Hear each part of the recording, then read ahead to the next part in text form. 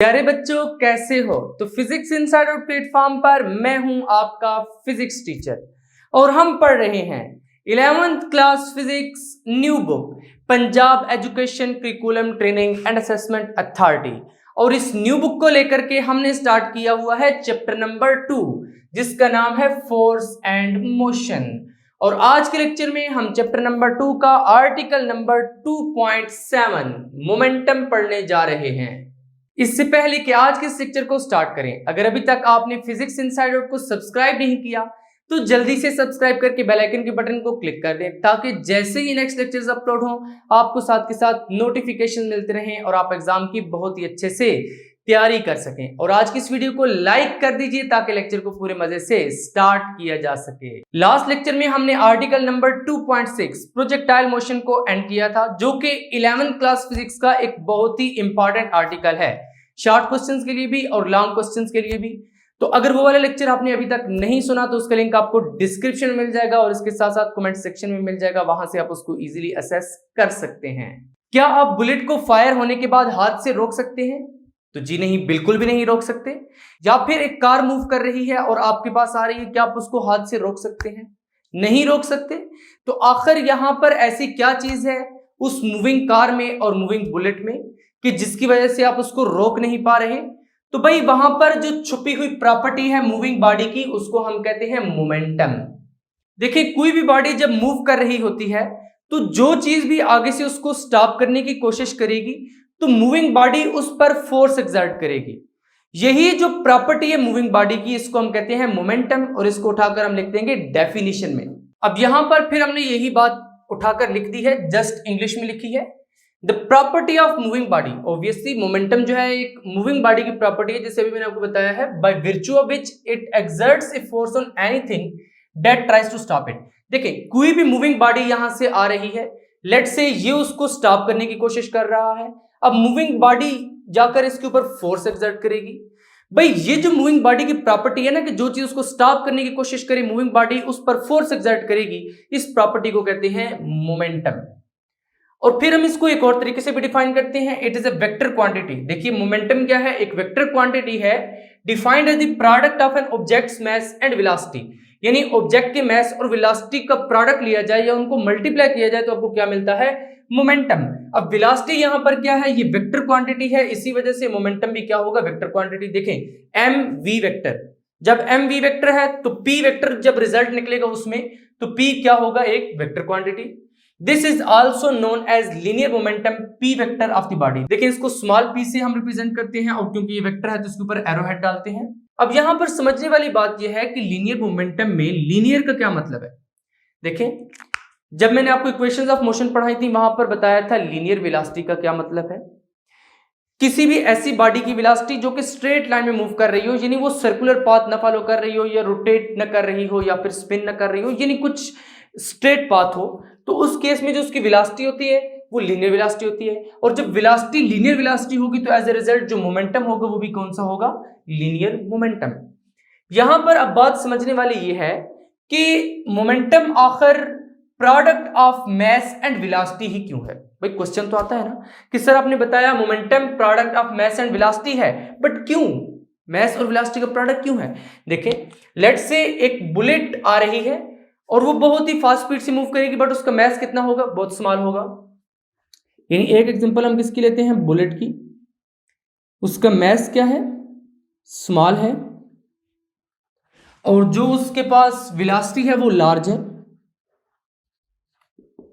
Large है। उसकी velocity के लार्ज होने की वजह से आप उसको हैंड से स्टॉप नहीं कर सकते। और दूसरी तरफ एक आप कार ले लें, कार का मास क्या है? लार्ज है, और जो वेलोसिटी है लेट्स से वो आहिस्ता आहिस्ता ही मूव कर रही है, तो वेलोसिटी को हम कह देते हैं स्मॉल है। चाहे वो आहिस्ता मूव कर रही है तेज, आप कार को हाथ से स्टॉप तो नहीं कर सकते, बिल्कुल भी नहीं कर सकते कि कार सामने से आ रही है आप यूं खड़े हो जाए कि मैं इसको स्टॉप करूंगा, चाहे वो स्लो स्पीड से क्यों ना मूव कर रही हो। तो भाई अगर वेलोसिटी स्मॉल हो फिर भी आप इसको नहीं स्टॉप कर सकते। क्यों नहीं कर सकते? बिकॉज इसका मास लार्ज है। बुलेट को क्यों नहीं स्टॉप कर सकते? देखिए, बुलेट का मास तो स्मॉल है, आप उसको इजीली उठा भी सकते हैं, बट वहां पर उसकी वेलोसिटी लार्ज है। अगर आप रोकेंगे तो आपको वहां पर इंजरी हो सकती है। इसकी वेलोसिटी से मालूम हो रहा है कि इसको नहीं रोका जा सकता। इसकी मैथ से मालूम हो रहा है कि इसको नहीं रोका जा सकता। अब फिजिक्स ये कहती है कि जब इसको रोका नहीं जा सकता तो इट्स मीन इसका मोमेंटम ज्यादा है। देखिए यहां पर अगर इस स्मॉल और लार्ज को आप मल्टीप्लाई करेंगे, स्मॉल मल्टीप्लाइड बाय लार्ज यानी मास और वेलोसिटी को मल्टीप्लाई करेंगे, यहां से भी आप इस लार्ज और इस स्मॉल को मल्टीप्लाई करेंगे। स्मॉल से मुराद इतना स्मॉल नहीं है कि वो 1 से भी छोटा हो जाए, 1 से तो बड़ा ही होगा। देखिए यहां पर अगर हम इसको मल्टीप्लाई करेंगे तो ये कुछ एक लार्ज क्वांटिटी आ जाएगी, क्योंकि एक लार्ज है, यहां पर भी क्या आ जाएगी, लार्ज। अब ये लार्ज है इस वजह से हम इसको नहीं रोक सकते, ये भी लार्ज है इस वजह से नहीं रोक सकते। तो भाई फिजिक्स में इसी वजह से इन दोनों चीजों को मल्टीप्लाई करके देखा जाता है। अब यहां पर ये एक चीज आ गई है, इन दोनों चीजों को मल्टीप्लाई करने के बाद ये जो एक चीज आई है इसको हम कहते हैं मोमेंटम। तो यहां से आसान नहीं होगा कि जिस चीज का मोमेंटम ज्यादा होगा उसको स्टॉप करना मुश्किल होगा। मोमेंटम किस वजह से ज्यादा हो सकता है, वेलोसिटी ज्यादा होने की वजह से भी ज्यादा हो सकता है, मास ज्यादा होने की वजह से भी ज्यादा हो सकता है। तो इट्स मीन यहां से पता चल गया कि बजाय इसके कि आप वेलोसिटी के साथ सेपरेट डील करें, मास के साथ सेपरेट डील करें, आप डायरेक्टली मोमेंटम को देखें। अगर मोमेंटम लार्ज है तो आपको पता चल जाएगा कि इस बॉडी को स्टॉप करना मुश्किल है। यही वजह है कि हमने मोमेंटम की डेफिनेशन में ये लिखी है, the property of moving body, यानी ये मूविंग बॉडी की ऐसी प्रॉपर्टी है जिसकी वजह से वो हर उस चीज पर फोर्स एक्सर्ट करती है जो उसको स्टॉप करने की कोशिश करती है। अब अपने नोट्स में नेक्स्ट हेडिंग लगानी है मैथमेटिकल फॉर्म। बिल्कुल जिस पैटर्न पर मैं नोट्स बनवा रहा हूं इसी तरह आपने अपने रजिस्टर में नोट करना है ये सारे का सारा। मैथमेटिकल फॉर्म में आप क्या लिखेंगे, momentum is defined by the relation. देखिए यहां पर हमने पढ़ा था it is a vector quantity defined as product of an object's mass and velocity, और यहां पर मैंने आपको बता भी दिया था कि ये मास और वेलोसिटी का प्रोडक्ट ही क्यों है। तो यहां पर देख लें कि P vector is equal to M V vector, ये हमने लिखा है, जो कि ये शो करता है कि मोमेंटम क्या है, product of objects mass and velocity. P vector is the momentum of the body, यहां पर P वेक्टर मोमेंटम है बॉडी का, M क्या है, मास ऑफ द बॉडी है, और V वेक्टर क्या है, velocity of the body. Next heading यहां पर क्या लगा दी है अब, डायरेक्शन। तो ये किस चीज की डायरेक्शन है, मोमेंटम की direction. Since V vector is a vector quantity, देखिए V जो था ये एक वेक्टर क्वांटिटी थी, सो momentum is also a vector quantity. जब V एक वेक्टर क्वांटिटी था तो मोमेंटम भी क्या है, वेक्टर क्वांटिटी है, इसकी भी कोई ना कोई डायरेक्शन होगी। Its direction is also same as that of velocity, इसकी डायरेक्शन वही होगी जो वेलोसिटी की डायरेक्शन होगी, क्योंकि P vector is equal to mv vector है, तो इसमें V वेक्टर की जो डायरेक्शन होगी P वेक्टर की भी वही डायरेक्शन होगी। इसलिए हमने कहा है कि जो डायरेक्शन वेलोसिटी की है वही डायरेक्शन मोमेंटम की भी होगी। अब नेक्स्ट क्या है इसका यूनिट। ऑब्वियसली जब मोमेंटम एक फिजिकल क्वांटिटी है तो इसका कोई ना कोई यूनिट भी तो होगा। ऐसा unit of momentum is kilogram metre per second, जिसको हम इस तरह से लिखते हैं किलोग्राम मीटर पर सेकंड। अब यहां पर देखिए किलोग्राम भी बेस यूनिट है, मीटर भी बेस यूनिट है, सेकंड भी बेस यूनिट है, और मैंने आपको जब कन्वेंशंस पढ़ाए थे तब बताया था कि जब आप बेस यूनिट्स को इकट्ठा लिखते हैं तो उनके दरमियान आपने एक कैरेक्टर की स्पेस देनी है। यहां पर अब ये यूनिट किस तरह से आया है, देखिए हमने क्या डिस्कस किया था, P is equal to mv। अब मास का यूनिट क्या है, किलोग्राम, वेलोसिटी का यूनिट क्या है, मीटर पर सेकंड, तो ये वही यूनिट नहीं आ गई, यहीं से हमने निकाला है kilogram metre per second.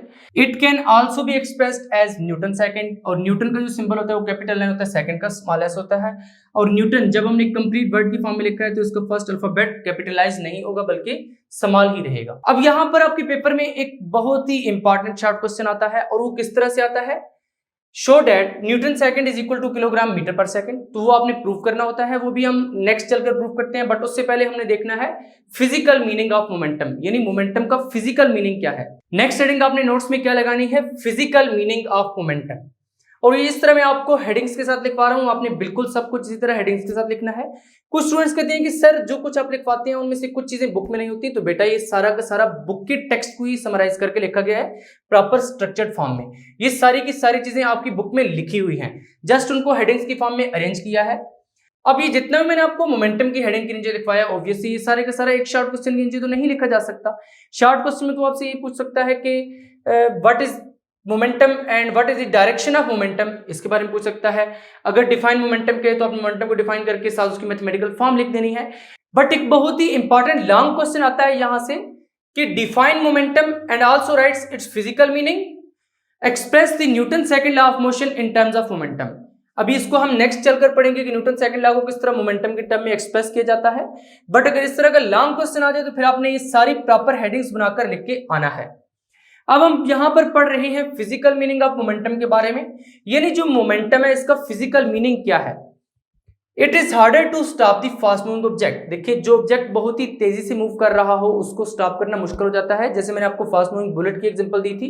Similarly if two objects move with same velocity, और दो ऑब्जेक्ट्स हैं जो सेम वेलोसिटी के साथ मूव कर रहे हैं, तो उस केस में it is more difficult to stop the massive of two. जिसका मैस ज्यादा होगा उसको स्टॉप करना मुश्किल होगा। यहां पर लास्ट सेक्शन में जो मैंने आपको समझाया था उसमें यही बात बताई थी कि अगर वेलोसिटी ज्यादा होगी तब भी बॉडी को स्टॉप करना मुश्किल होगा, अगर मैस ज्यादा होगा तब भी बॉडी को स्टॉप करना मुश्किल होगा। दोनों केसेस में बॉडी का मोमेंटम एक्चुअली ज्यादा हो जाता है, जिसकी वजह से बॉडी को स्टॉप करना मुश्किल हो जाता है। यहां पर भी इसने यही बात लिखी है, if two objects have same velocity, अगर उनकी वेलोसिटी सेम है तो फिर किसको स्टॉप करना मुश्किल होगा? जिसका मोमेंटम ज्यादा होगा। तो मोमेंटम जब वेलोसिटी कांस्टेंट है, दोनों की सेम है, तो मोमेंटम किसका ज्यादा होगा? ऑब्वियसली जिसका मैस ज्यादा होगा उसका ज्यादा होगा। जिसका मोमेंटम ज्यादा होगा उसको स्टॉप करना मुश्किल होगा। तो यहां पर हमने यही बात लिखी है, if two objects move with same velocity, अगर वेलोसिटी सेम है तो देन उस केस में it is more difficult to stop the mass of two, उन दोनों में से जिसका मैस ज्यादा होगा उसको स्टॉप करना मुश्किल होगा। और न्यूटन सर ने ये कहा था कि यही जो प्रॉपर्टी है मूविंग बॉडी की, इसको हम मोमेंटम कहते हैं। Newton refer to this property of moving body as momentum. अब पेपर में शॉर्ट क्वेश्चन इस तरह से बन के आ जाता है, show that newton second is equivalent to kilogram metre second power -1 या किलोग्राम मीटर पर सेकंड। तो इस केस में आपने पहले आंसर की हेडिंग लगानी है और उसमें इस चीज का आपने प्रूफ दे देना है। तो भाई किस तरह से प्रूफ करेंगे? देखिए सबसे पहले तो ये जो न्यूटन है ये डिराइव यूनिट है, इसको हमें क्या करना पड़ेगा?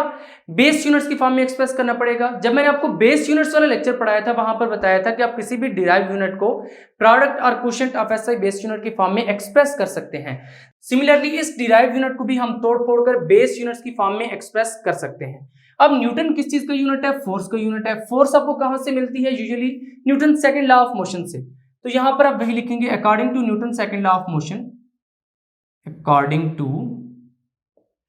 Newton's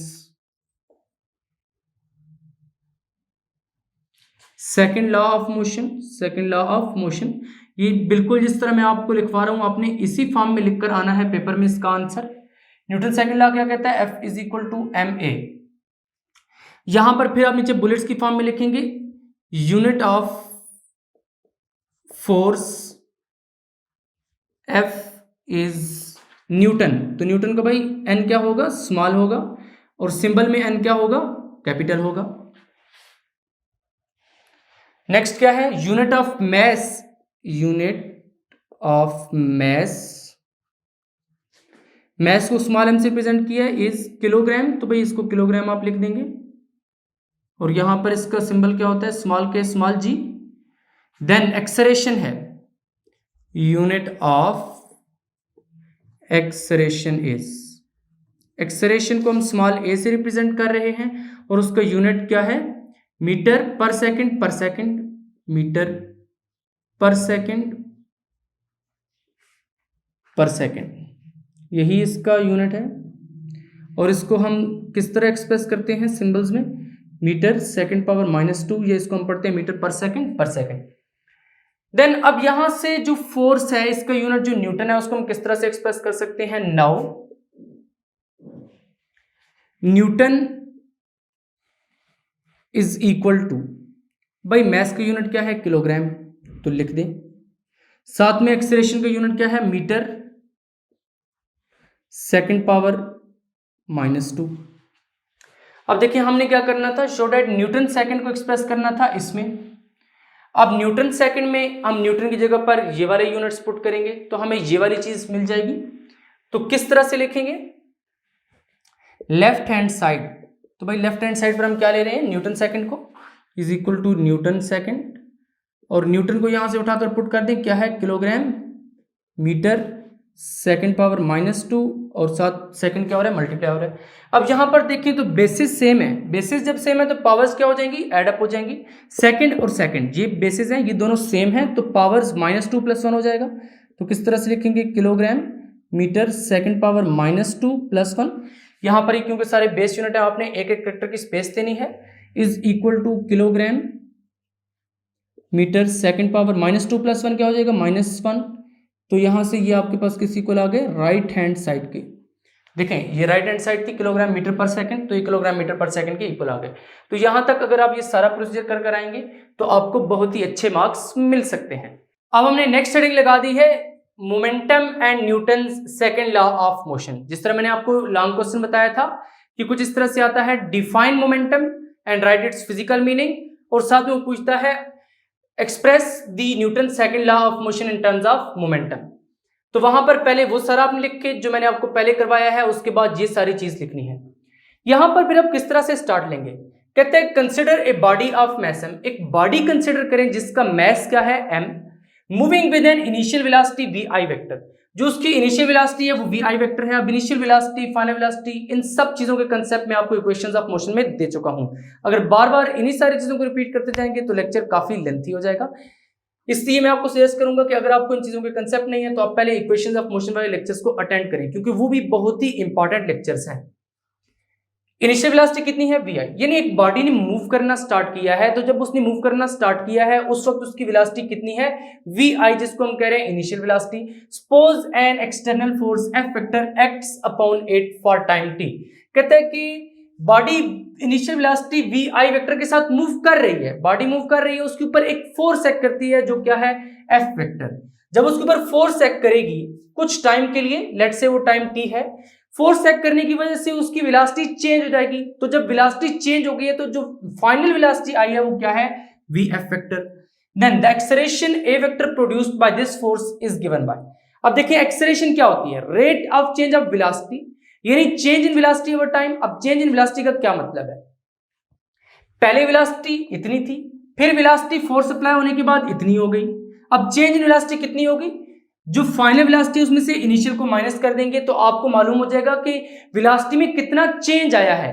पहले इतनी थी, बाद में इतनी हो गई, इसमें से इसको माइनस कर दें तो you will get the change कि वेलोसिटी कितनी चेंज हुई है। जिस तरह लेट से मैं कहूं कि आपके रूम का टेम्परेचर 30 डिग्री सेंटीग्रेड है और कुछ देर के बाद वो 32 डिग्री सेंटीग्रेड हो जाता है। अब आपके रूम के टेम्परेचर में चेंज कितना आया है, 32 माइनस 32 डिग्री सेंटीग्रेड, यानी आपके रूम के टेम्परेचर में जो चेंज आया है वो 2 डिग्री सेंटीग्रेड चेंज है। सिमिलरली यहां पर वेलोसिटी में जो चेंज आया है, पहले ये थी बाद में ये हो गई, इसमें से ये वाली माइनस कर देंगे तो आपको क्या मिलेगा चेंज इन वेलोसिटी। अब एक्सेलरेशन क्या होता है, change in velocity over time. तो यहां पर हमने लिखा है the acceleration A vector produced by this force, यानी ये फोर्स जो एक्सेलरेशन प्रोड्यूस करेगी वो आपको इस फॉर्मूला से मिलेगा, A vector is equal to, देखें अब ऊपर क्या लिखेंगे change in velocity, change in velocity क्या है V F vector minus V I vector divided by T. अब यहां पर एक्चुअली हमने क्या करना है, Newton second law of motion और मोमेंटम हम डिस्कस कर रहे हैं। Newton second law of motion को मोमेंटम के टर्म में एक्सप्रेस करना है। तो न्यूटन सेकंड लॉ क्या कहता है, कुछ इस तरह से कहता है अकॉर्डिंग टू, यहां पर लिखते हैं according to Newton second law of motion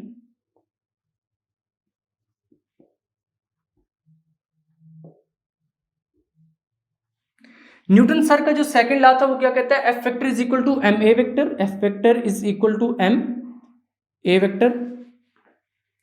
अब यहां से अगर ए वेक्टर आप निकालें तो किस इक्वल आएगा एफ वेक्टर ओवर एम के, तो निकाल लें A vector is equal to F vector over M.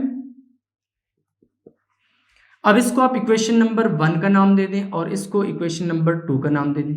इस इक्वेशन से भी आपको एक्सेलरेशन मिल रही है, इससे भी एक्सेलरेशन मिल रही है। इसका मतलब है इन दोनों की लेफ्ट हैंड साइड जब इक्वल है तो राइट हैंड साइड भी इक्वल होनी चाहिए। तो कर लेते हैं, लेफ्ट हैंड साइड आपस में इक्वल है, राइट हैंड साइड को आपस में इक्वल कर लेते हैं। तो क्या लिखेंगे, comparing equation 1 and 2, comparing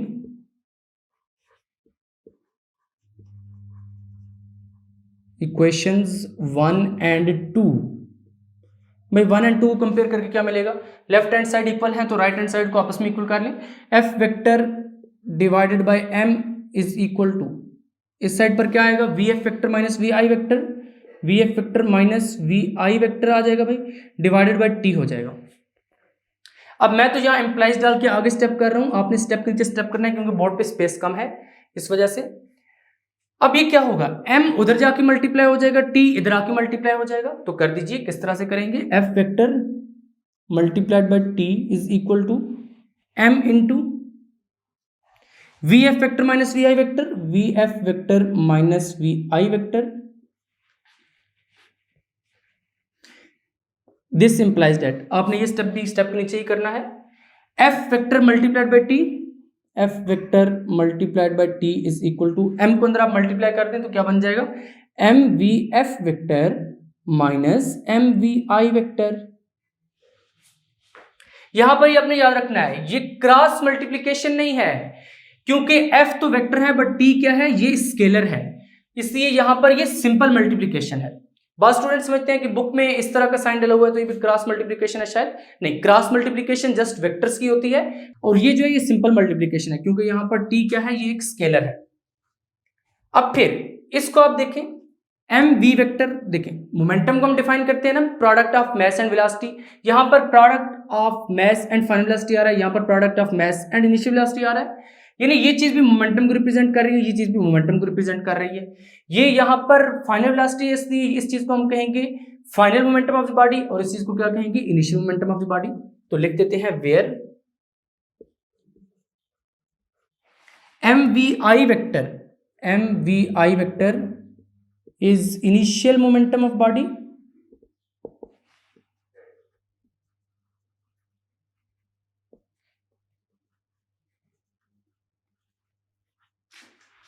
and mvf vector क्या हो जाएगा, and mvf vector is final momentum of body, final momentum of body। देखें, जब ये फाइनल मोमेंटम है और ये इनिशियल मोमेंटम है, तो फिर फाइनल माइनस इनिशियल का क्या मतलब है, चेंज इन मोमेंटम। तो यहां से हमें ये बात भी पता चल गई कि जो चेंज इन मोमेंटम है वो इक्वल है product of force and time. कौन सा टाइम, जिसके दौरान वो फोर्स अप्लाई हुई है। तो नीचे हम यही सेंटेंस लिख देते हैं, नीचे हमने क्या लिखा है, इक्वेशन 3 शोज दैट, इक्वेशन 3 कौन सी है, ये वाली equation, F vector multiply T is equal to MVF vector minus MVI vector, इसको इक्वेशन 3 कह दें आप। ये इक्वेशन 3 क्या रिप्रेजेंट कर रही है, equation 3 shows that change in momentum, क्योंकि ये फाइनल मोमेंटम था, ये इनिशियल मोमेंटम था, तो final momentum minus initial momentum is equal to change in momentum. जिस तरह final velocity minus initial velocity change in velocity थी, इसी तरह final momentum minus initial momentum change in momentum होगा, is equal to product of force, ये F vector, and time for which force is applied, और वो time जिसके लिए force apply हुई है वो क्या है, टी। तो यहां से इजीली आपको पता चल गया कि जो चेंज इन मोमेंटम है वो product of force and time है। कौन सा टाइम, जिसके दौरान फोर्स अप्लाई हुई है।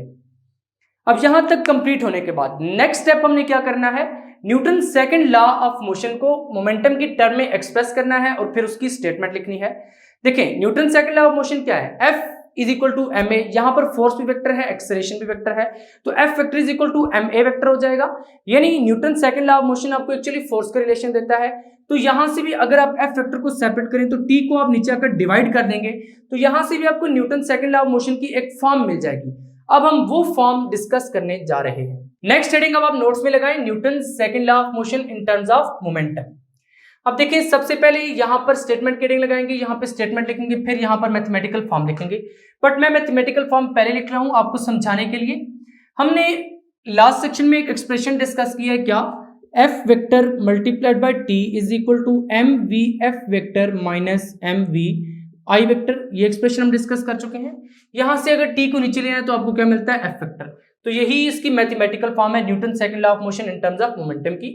तो F vector is equal to क्या मिल जाएगा आपको, M V F vector minus M V I vector, M V F vector minus M V I vector divided by T, T उधर जाके डिवाइड हो जाएगा। अब यही Newton second law of motion की फॉर्म है इन टर्म्स ऑफ मोमेंटम। यहां से अगर आप स्टेटमेंट बनाना चाहें तो किस तरह से बनाएंगे, देखिए ये फाइनल मोमेंटम है, ये इनिशियल मोमेंटम ऑफ बॉडी है, डिवाइडेड बाय टी, यानी इस चीज को फिर हम पढ़ सकते हैं rate of change of momentum. देखिए जिस तरह हम पढ़ते थे ना कि acceleration is defined as rate of change of velocity. Rate of change of velocity क्यों बोलते थे, क्योंकि वो V F minus V I over T था। यहां पर क्या है, ये फाइनल मोमेंटम है, ये इनिशियल मोमेंटम है, फाइनल में से इनिशियल माइनस हो रहा है, यानी change in momentum over time है। जब change in momentum over time है तो इसको हम पढ़ सकते हैं time rate of change of momentum. क्या पढ़ेंगे, time rate of change of momentum, time rate of change of momentum, momentum of a body is equal to भाई किसकी इक्वल है, एफ वेक्टर के। एफ वेक्टर क्या है, फोर्स। कौन सी force है, जो आपने अप्लाई की है, is equal to the applied force.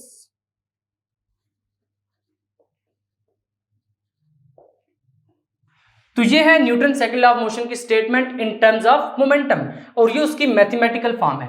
अब देखिए, जब आपके पास एक स्टेटमेंट ऑलरेडी थी, F vector is equal to M A vector, तो फिर इस फॉर्म की जरूरत क्यों पड़ी। यहां पर एक लाइन में हमने लिख दिया है कि ये more general form of Newton second law of motion है, और बता दिया है कि इसकी एक्चुअली नीड क्या है इस फॉर्म की। देखिए, आपके पास ऑलरेडी एक फॉर्म थी, F vector is equal to M A vector, but ये जो फॉर्म है ये उस वक्त एप्लीकेबल है जब मैस कांस्टेंट होता है, क्योंकि इसमें एज्यूम ये किया जाता है कि मैस इज कांस्टेंट। अगर मैस चेंज हो रहा हो तो फिर वो वाली फॉर्म अप्लाई नहीं हो सकती, फिर ये वाली फॉर्म अप्लाई होगी, क्योंकि यहां पर आपके पास फाइनल मोमेंटम है, यहां पर इनिशियल मोमेंटम है। इनिशियल वेलोसिटी के साथ पहले वाला मैस आ जाएगा, फाइनल वेलोसिटी के साथ बाद वाला मैस आ जाएगा। इट्स मीन ये वाली जो फॉर्म है ये उस केस में भी एप्लीकेबल है जब मैस चेंज हो रहा होता है बॉडी का। इसलिए हमने यही लिखा है कि this is more general form of Newton second law of motion. Obviously general form है क्योंकि हर केस के लिए अप्लाई हो सकती है, because it can easily be applicable for the cases when mass is changing, क्योंकि ये उन केसेस में भी एप्लीकेबल है जब मैस चेंज हो रहा होता है। अब कौन से ऐसे केसेस हैं जिनमें मैस चेंज हो रहा होता है। आप कहेंगे सर जब बॉडी मूव कर रही होती है उसका मैस तो कांस्टेंट रहता है, कब चेंज होता है, बट नहीं, चेंज होता है। ये एग्जांपल आप देखें, एज रॉकेट एक्सेलरेट्स, जब रॉकेट मूव करता है it loses mass because its fuel is burn. Rocket कैसे मूव करता है, उसमें जो फ्यूल होता है वो बर्न होता रहता है, जिसकी वजह से वो बहुत ज्यादा गैसेस जो है वो इजेक्ट करता है, और उस गैसेस की वजह से उसको अपवर्ड थ्रस्ट मिलता है और वो मूव करता रहता है। यहां पर हमने यही लिखा है, as rocket accelerates it loses mass, उसका मैस क्या होता रहता है, लूज होता रहता है, क्योंकि उसका फ्यूल बर्न हो रहा होता है, and eject to provide greater thrust, और उसको ग्रेटर थ्रस्ट देने के लिए वो इजेक्ट होता रहता है। जिस तरह एक बैलून की लेट से आप एग्जांपल लें, बैलून में जब हवा भरी हुई होती है आप उसको छोड़ते हैं ऐसे ही, तो हवा तेजी से नीचे निकलना शुरू होती है, साथ बैलून ऊपर उड़ना शुरू होता है। तो वहां से आप समझ सकते हैं कि अपवर्ड थ्रस्ट का क्या मतलब है, हवा नीचे निकल रही है, बैलून को ऊपर धकेल रही है, यानी अपवर्ड उसको थ्रस्ट दे रही है। सिमिलर केस यहां पर है। देखिए, रॉकेट में जो फ्यूल है उसका भी तो कोई ना कोई मैस है, जब वो फ्यूल बर्न होगा और गैसेस इजेक्ट होंगी तो फ्यूल तो कम हो जाएगा, इट्स मीन मैस कम हो जाएगा। पहले मैस ज्यादा था, बाद में आहिस्ता आहिस्ता कम होता जाएगा, तो यहां पर मैस चेंज हो रहा है। जब मैस चेंज हो रहा है तो इस तरह की बॉडी के मोशन के लिए हम जो Newton second law of motion use करते हैं वो ये वाली फॉर्म यूज करते हैं। यहां पर अब आपकी बुक में जो नेक्स्ट कंसेप्ट एक्सप्लेन किया गया है वो इंपल्स है। ये भी शॉर्ट क्वेश्चंस के लिए बहुत ही एक इंपॉर्टेंट टॉपिक है। तो एक्चुअली इंपल्स होता क्या है, when large force acts on a body for a very short interval of time. देखिए, जब बहुत ही कम टाइम में बहुत ही लार्ज फोर्स एक्ट करे, लेट्स से एक फुटबॉल है, उसको अगर आप किक करते हैं तो वहां पर आपने जो किक किया है बहुत ही लार्ज फोर्स अप्लाई हुई है, बट कितने टाइम के लिए हुई है, बहुत ही छोटे से टाइम के लिए हुई है। तो यही जो फोर्स एंड टाइम है, यानी लार्ज फोर्स और very short interval of time, इनका जो प्रोडक्ट है इसको हम कहते हैं इंपल्स। देखिए, मोमेंटम के केस में हमने क्या डिस्कस किया था कि मोमेंटम प्रोडक्ट है मैस और वेलोसिटी का, या तो मैस स्मॉल होता था या मैस लार्ज होता था, या फिर वेलोसिटी स्मॉल वेलोसिटी लार्ज। हमने कहा था कि इन क्वांटिटी के साथ सेपरेट सेपरेट डील करने के बजाय एक ही सेपरेट क्वांटिटी बना ली जाए मोमेंटम, जिससे हमें पता चल जाए कि ऑब्जेक्ट को स्टॉप करना आसान रहेगा या मुश्किल रहेगा।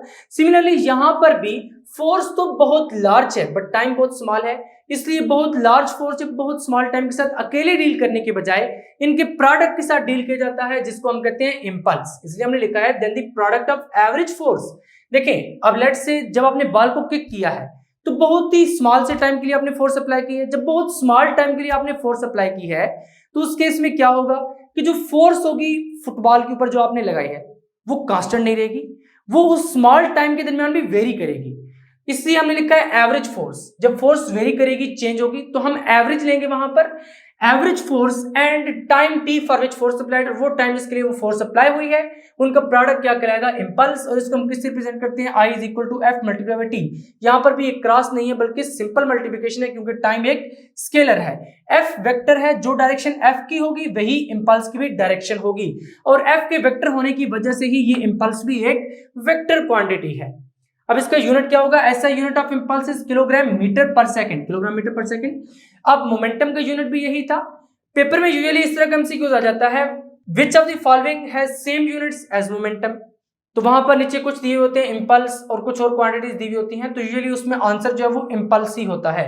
बट आपने उस केस में बाकी आंसर भी चेक करने होते हैं, हो सकता है कोई और भी मैच कर जाए। ऐसा unit of impulse is kilogram metre per second, kilogram metre per second उसको इस तरह से रिप्रेजेंट करते हैं। It can also be expressed as Newton second. Newton second को किलोग्राम मीटर पर सेकंड के इक्वल प्रूव करके आपको लास्ट सेक्शन में दिखाया था Newton second law of motion से पहले, और साथ ये भी बताया था कि ये बहुत ही एक इंपॉर्टेंट शॉर्ट क्वेश्चन है। अब यहाँ पर देखिए ये किलोग्राम मीटर पर सेकंड किस तरह से आता है, क्योंकि फोर्स का यूनिट क्या है, न्यूटन है, टाइम का यूनिट सेकंड है, तो ये न्यूटन सेकंड को इस फॉर्म में एक्सप्रेस किया जा सकता है। नेक्स्ट है concept of impulse with example. अब यहाँ पर आपकी बुक वाले ने भी एक एग्जांपल दी है, एक तो मैंने आपको एग्जांपल दिया है फुटबॉल को किक करने की, बुक में भी एक एग्जांपल दी गई है, उसको डिस्कस करना है। उस एग्जांपल में एक्चुअली उसने कंसेप्ट ऑफ इंपल्स को समझाने की कोशिश की, इस वजह से हमने ये हेडिंग लगाई है concept of impulse with example. अगर अब शॉर्ट क्वेश्चन आ जाए तो आपने यहाँ से यहाँ तक लिखकर आना है, अगर यहाँ तक भी कुछ स्टूडेंट्स लिख दें तब भी एनफ है, बट फुल मार्क्स को गारंटी करने के लिए आपने इतना लिखकर आना है। Sometime the applied force is not constant and it acts for short time.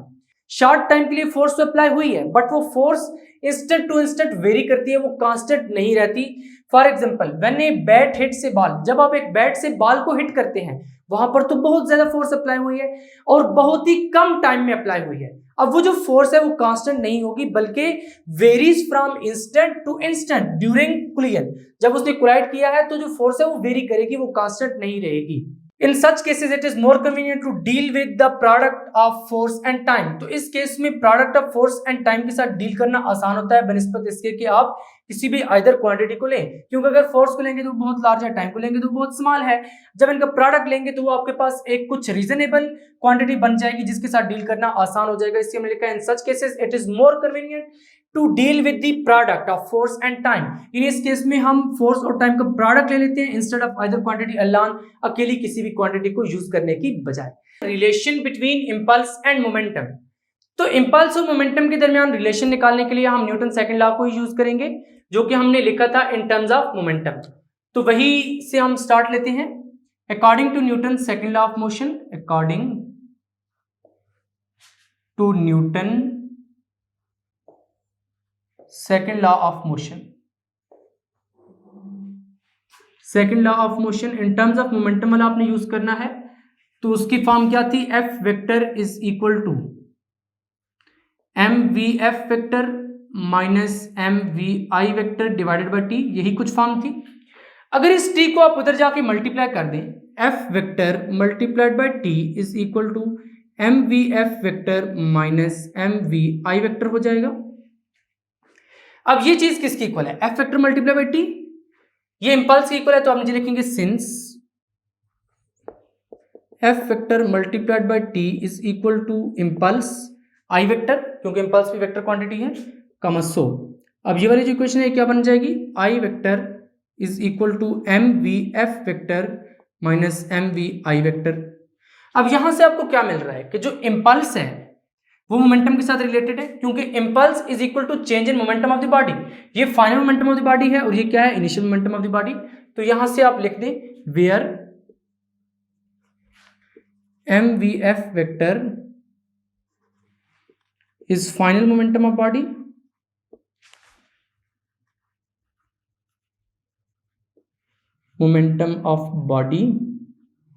और एम वी आई वेक्टर क्या है, M V I vector is initial momentum of body.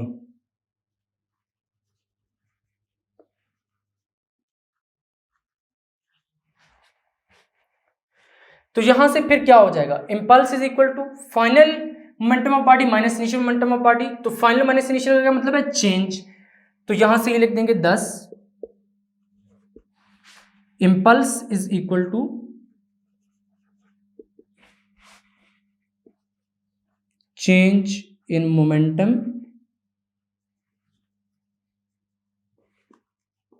Of body.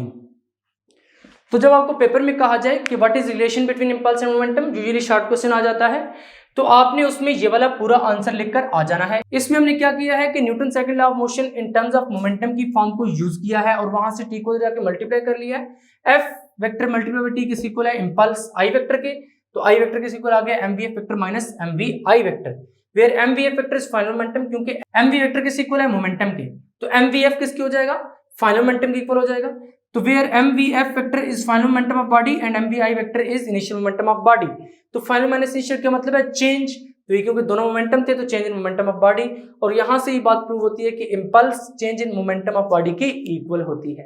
Topic complete करने के बाद अब आपकी बुक में page number 35 पर एक पॉइंट टू पॉइंटर दिया गया है। इस पॉइंट टू पॉइंटर को आप अगर गौर से देखें तो फर्स्ट केस में वो क्या कर रहा है कि अपने फुट से एक स्टोन को हिट कर रहा है और कहता है कि वहां पर जो कुलियन टाइम है वो कितना है 1/100 सेकेंड।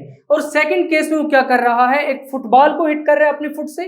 जब फुटबॉल को हिट कर रहा है अपने फुट से तो वहां पर कुलियन टाइम कितना है 1/10 सेकेंड। और पूछ ही रहा है कि विच हर्ट यू, भाई किस केस में आपको दर्द होगा।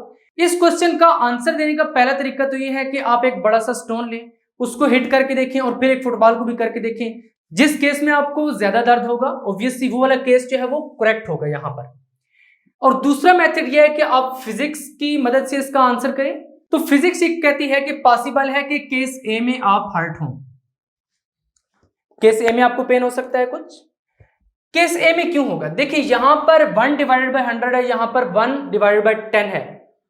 अब 1/100 छोटा है या 1/10, सिंपली भी यहां से पता चल रहा है क्योंकि 100 बड़ा है और 10 छोटा है। जब नीचे बड़ी चीज से डिवाइड करेंगे तो आंसर क्या आएगा, स्मॉल आएगा। इट्स मीन ये वाला टाइम स्मॉल है।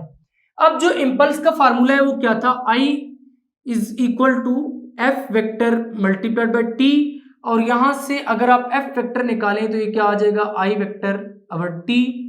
तो ये जो टी है जब ये स्मॉल होगा तो एफ क्या होगी, ग्रेटर होगी। जब एफ ज्यादा होगी तो उस केस में आपको पेन होगा, दिस केस में हर्ट यू। और अगर टाइम ज्यादा होगा जिस तरह के इस केस में, इस केस की बनिस्बत इस केस में ज्यादा है, 1/10 वाला बड़ा टाइम है। जब टाइम ज्यादा होगा तो फोर्स क्या हो जाएगी, कम हो जाएगी। जब फोर्स कम होगी तो इस केस में आपको इतना पेन नहीं होगा। तो हमने यहां पर लिखा है the time of collision in case A. Case A में जो टाइम ऑफ कुलियन है वो कितना है 1/100 सेकंड है, which is smaller than 1/10 second. Obviously ये स्मॉलर है 1/10 सेकंड से, जो कि केस बी में दिया गया है। Therefore impulsive force in case A is greater than as in case B. इसलिए जो इंपल्सिव फोर्स है ये वाली एफ वेक्टर, ये केस ए में ग्रेटर होगी और केस बी में स्मॉल होगी। केस ए में किस तरह से ग्रेटर होगी, जिस तरह भी मैंने आपको बताया है। जब केस ए में ये ग्रेटर होगी तो फिर क्या होगा कि केस ए में आपको पेन महसूस हो सकता है। तो इसलिए हमने लिखा है so hitting the stone by foot, यानी जब आप स्टोन को हिट करेंगे तो दिस में हर्ट यू। तो ऑब्वियसली आप ये प्रैक्टिकल करके देख भी सकते हैं, जब आप स्टोन को हिट करेंगे तो आपको पेन होगा, बट जब फुटबॉल को हिट करेंगे तो वहां पर पेन नहीं होगा। आपकी बुक में इसी पेज नंबर 35 पर एक नेक्स्ट पॉइंट टू पॉन्डर है, can a moving object experience impulse. कहता है कि जो मूविंग ऑब्जेक्ट है क्या वो भी इंपल्स एक्सपीरियंस कर सकता है। तो obviously yes, a moving body can experience impulse, but इसका रीजन क्या है। अब तो एक्चुअल जो चीज है वो रीजन है। देखिए मूविंग बॉडी इंपल्स कैसे एक्सपीरियंस करेगी, लेट से एक बॉडी मूव कर रही है, आप उस पर कोई फोर्स अप्लाई करते हैं। जब फोर्स अप्लाई करते हैं तो वेलोसिटी क्या हो जाएगी, चेंज हो जाएगी। अब जब वेलोसिटी चेंज होगी तो मोमेंटम चेंज होगा, क्योंकि p vector is equal to mv vector, उसमें वेलोसिटी चेंज होगी तो मोमेंटम चेंज होगा। जब मोमेंटम चेंज होगा तो इंपल्स तो ऑलरेडी है ही चेंज इन मोमेंटम, तो इंपल्स ऑब्वियसली एक्सपीरियंस करेगा वो। इससे हमने लिखा है if a force is applied to moving body, अगर मूविंग बॉडी को आप फोर्स अप्लाई करते हैं it changes the body's velocity, तो उसकी वजह से बॉडी की जो वेलोसिटी है वो चेंज हो जाएगी। This change in velocity leads to change in momentum. जब वेलोसिटी चेंज होगी तो मोमेंटम क्या हो जाएगा, चेंज हो जाएगा, क्योंकि p is equal to mv है। जब v चेंज होगा तो p ऑटोमेटिकली चेंज हो जाएगा। Since impulse is equal to change in momentum, क्योंकि इंपल्स चेंज इन मोमेंटम के इक्वल है। जब मोमेंटम चेंज होगा तो ऑब्वियसली बॉडी यहां से इंपल्स एक्सपीरियंस करेगी। इसलिए हम लिखा so the moving body experiences impulse. मैं यहां पर आपको एक छोटी सी एग्जांपल देता हूं। लेट्स से एक फुटबॉल है जो ऑलरेडी मूव कर रहा है, अगर आप उसको दोबारा से किक करते हैं उसकी वेलोसिटी चेंज हो जाएगी। जब वेलोसिटी चेंज होगी तो मोमेंटम चेंज हो जाएगा, क्योंकि p is equal to mv है, v चेंज होगा तो p चेंज हो जाएगा। जब मोमेंटम चेंज होगा तो इंपल्स चेंज इन मोमेंटम के इक्वल है। जब यहां से मोमेंटम चेंज होगा तो ये i भी चेंज होगा। इसका मतलब है कि मूविंग बॉडी ने इंपल्स एक्सपीरियंस की है। तो ये है इसका करेक्ट प्रॉपर आंसर। और ये वाला जो क्वेश्चन है ये one of the important questions है, one of the most important question of class 11 physics. ये वाला क्वेश्चन तो आपने लाजमी तौर पर तैयार करना है एट एनी कास्ट, और फिर इसी पैटर्न पर आपने इसको लिखना है। जब इसे आप पेपर में लिख कर आएंगे तो वहां पर आपको बहुत ही अच्छे मार्क्स मिल सकते हैं। इसी पेज नंबर 35 पर एक डू यू नो भी है, जिसमें वो कहता है your hair act like a crumple zone on your skull. देखिए जो आपके हेयर हैं, आपके बाल हैं, ये एक हिफाजती खला के तौर पर काम करते हैं आपके सर पर, क्रम्पल जोन के तौर पर, यानी एक सॉफ्ट जोन के तौर पर। A force of 5 newton might be required to fracture your naked skull. अगर आपकी स्कल नेकेड है, उस पे हेयर और स्किन नहीं है, तो जस्ट 5 न्यूटन की फोर्स रिक्वायर्ड होगी उसको फ्रैक्चर करने के लिए। बट अगर स्किन और हेयर प्रेजेंट है तो उस केस में 50 न्यूटन फोर्स रिक्वायर्ड होगी उसको फ्रैक्चर करने के लिए। आखिर इसकी वजह क्या है, इसकी बैक एंड पे फिजिक्स क्या है? फिजिक्स कुछ इस तरह से कहती है कि जब आपकी स्कल नेकेड होगी तो फोर्स ऑफ 5 न्यूटन एनफ है फ्रैक्चर करने के लिए स्कल को, क्योंकि इस केस में जो कुलियन टाइम है डेल्टा टी वो स्मॉल होगा। अब इंपल्स क्या होती है, I is equal to F multiply by T, I vector is equal to F vector multiply by T. देखिए यहां पर अगर आप फोर्स निकालें तो I vector over T is equal to F vector हो जाएगा। अब जब कुलियन टाइम स्मॉलर होगा, ये टी स्मॉल होगा तो फोर्स क्या हो जाएगी, लार्ज हो जाएगी। ऑल्दो ये 5 न्यूटन है बट ये वाली 5 न्यूटन इस कुलियन टाइम के कम होने की वजह से ज्यादा इफेक्टिव होगी, जिसकी वजह से ये जो स्कल है ये इजीली फ्रैक्चर हो सकती है। बट अगर हेयर भी प्रेजेंट है और स्किन भी प्रेजेंट है तो उस केस में 50 न्यूटन की फोर्स रिक्वायर्ड होगी। और यहां पर अब फिजिक्स क्या कहती है कि 50 न्यूटन की फोर्स क्यों रिक्वायर्ड होगी? देखिए यहां पर जो कुलियन टाइम है वो ग्रेटर होगा। जब यहां पर टी बड़ा हो जाएगा तो फोर्स क्या हो जाएगी, स्मॉल हो जाएगी। देखिए ऑल्दो यहां पर 50 न्यूटन फोर्स है बट ये फोर्स लेस इफेक्टिव होगी बनिस्बत इस 5 न्यूटन फोर्स के, क्योंकि वहां पर जो कुलियन टाइम है वो स्मॉलर है और यहां पर जो कुलियन टाइम है वो क्या है, ग्रेटर है। जब कुलियन टाइम ज्यादा होगा तो वहां पर जो फोर्स होगी वो इतनी इफेक्टिव नहीं होगी, यानी इंपल्सिव फोर्स इफेक्टिव नहीं होगी। और जब कुलियन टाइम स्मॉलर होगा तो वहां पर इंपल्सिव फोर्स ज्यादा इफेक्टिव होगी। यही वजह है कि 5 न्यूटन की फोर्स चाहिए होती है आपकी नेकेड स्कल को फ्रैक्चर करने के लिए, और जब आपकी स्कल कवर्ड हो विद स्किन एंड हेयर तो उस केस में 50 न्यूटन की फोर्स रिक्वायर्ड है। अब पेपर में कुछ इस तरह से क्वेश्चन आ सकता है, why a larger force is needed to fracture the skull with skin and hair. तो उस केस में आपने ये वाला सारा आंसर उठा के लिख देना है। पहले लिखना है the hair on skull acts like a soft zone या क्रम्पल जोन, जो आपकी बुक पे लिखा हुआ है। नीचे आपने ये वाले दोनों पॉइंट्स उठाकर लिख देने हैं। आज के लेक्चर में हमने आर्टिकल नंबर 2.7 से रिलेटेड पढ़ा है। सबसे पहले हमने मोमेंटम के बारे में पढ़ा है, उसके बाद momentum and Newton second law of motion, और उसके बाद इंपल्स। और आज के इस लेक्चर में मैंने सारे के सारे क्वेश्चंस आपको साथ के साथ बताए हैं कि कौन से टॉपिक से कौन सा क्वेश्चन बन सकता है, किस तरह के लॉन्ग क्वेश्चन आ सकते हैं और किस तरह के शॉर्ट क्वेश्चन आ सकते हैं। और साथ के साथ आपको ये भी बताया है कि कौन कौन से क्वेश्चंस बहुत इंपॉर्टेंट शॉर्ट क्वेश्चंस हैं और लॉन्ग क्वेश्चन किस तरह से इंपॉर्टेंट लॉन्ग क्वेश्चन है।